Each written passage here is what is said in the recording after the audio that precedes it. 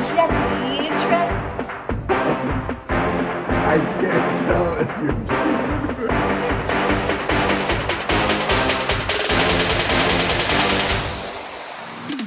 Hello, beautiful people. Welcome back to my channel. Today we are talking about the spiritual body. We have talked about the physical body, the mental, emotional body, and now today we're talking about the spiritual body. Now this is like a little difficult to talk about because all our spiritual bodies are so different and we cannot see them. So I have this coffee cup or teacup here with me today. Now, we said that the physical body is like the actual cup and that the mental, emotional body is like the tea inside. So what is the spiritual body then? Well, what's left? Like, there's the actual drinking of the tea. There is the whatever is holding the cup. There is where the tea come from. Who made the cup?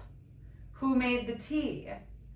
That's kind of like your spiritual body. It's like the why did it happen? Why is there a tea? Why is there a cup?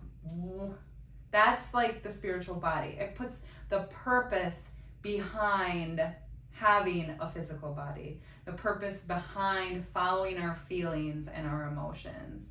And it brings a sense of connection and fulfillment, kind of increasing the vibration and the power of the mundane, normal things that we do. And that's why we want to care about our spiritual body. Like I always say, I feel like there's 3 things that are essential to our well-being. 3 things that really help us live the best life that we can. And first is the physical body, second is the mental, emotional, and third is the spiritual. I feel like it's really important. So how can we hold our tea well? How can we make our tea well? How can we take care of our spiritual body? And these are just tips. These are like gems of inspiration, ideas that will maybe help you take care of your spiritual body. So number 1, let me put this down. I'm gonna take a sip first. This is really good. It's cacao. It's so good. Ha.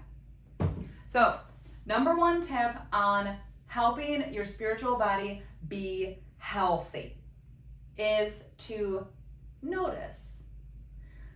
Notice what makes you feel more than just happy, what makes you feel inspired, what makes you feel connected, what makes you feel like part of something bigger. What are you doing when you feel like something bigger? What are you actively involved in or feeling or practicing when you feel like there's a bigger purpose to your life where you tap into, oh, I'm doing this for something bigger. Like notice what you're doing or where you are or what's around you or who you're with when you have those feelings of purpose and connection.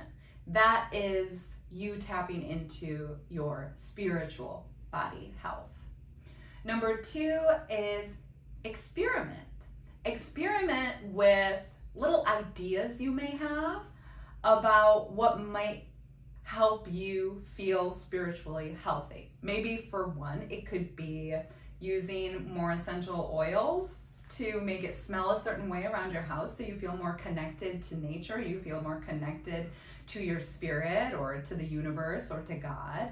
Experiment with different things. In short, experiment with reading something new. Maybe you find it inspiring or connecting or resonating for you. Experiment with different things that you think you might enjoy. Number 3 is be intentional with practicing. So be intentional with practicing is like create a time, like a ritual, something intentional for you to have be a space for your spiritual life. It can be anywhere from 2 hours every day to 2 minutes every day. But making it intentional makes it into a practice. And then I'll give you an example. So let's say every day before you cook dinner, you are offering gratitude for the food you're about to make. You're offering gratitude for the family that you're here, that you have to be able to make that food for. And it literally takes you 2 minutes, or maybe even less because you're cooking while you're doing it, but you do it every day. So those 2 minutes are now a space for you to be receptive to everything that is bigger, everything that you want to be connected to on that totally like unseen, undescriptible, undescribable part of life. So that's number 3. Number 4 is let go of judgment. Let go of judgment for both yourself and others. With our spiritual life, it's really easy to judge ourselves and think that we're different, or that how we live our spiritual life is not okay, or it's weird, or it's different than everybody else. So we can judge ourselves and think that it's not, what we're doing isn't right.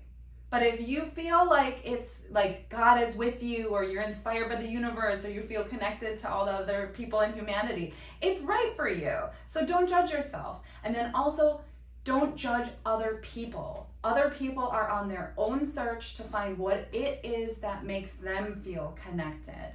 So when we judge others, or we try to get them to live their spiritual life the same way that we live ours, that's not fair to them. Everyone's spiritual life is personal to who they are. So we need to allow ourselves and others to go on that beautiful journey.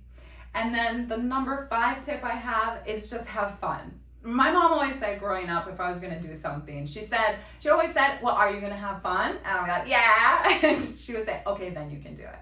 So my number 5, but really number 1 tip is just have fun. Because when you have fun in your spiritual practice, whatever you're doing, if it's reading the Bible, if it's doing yoga, if it's meditating, if it's whatever it is, just have fun, because then you're receptive, you're open, you're like a open container to whatever the beautiful spirit is that's going to glitter right down into you. So when you have fun, you're living your spiritual life in a super healthy way. So there is my video on your spiritual body. We have covered all 3 in the triad of what I believe is important in our health and well-being. I will talk to you next week. Thank you for watching. Bye. I can't tell if you're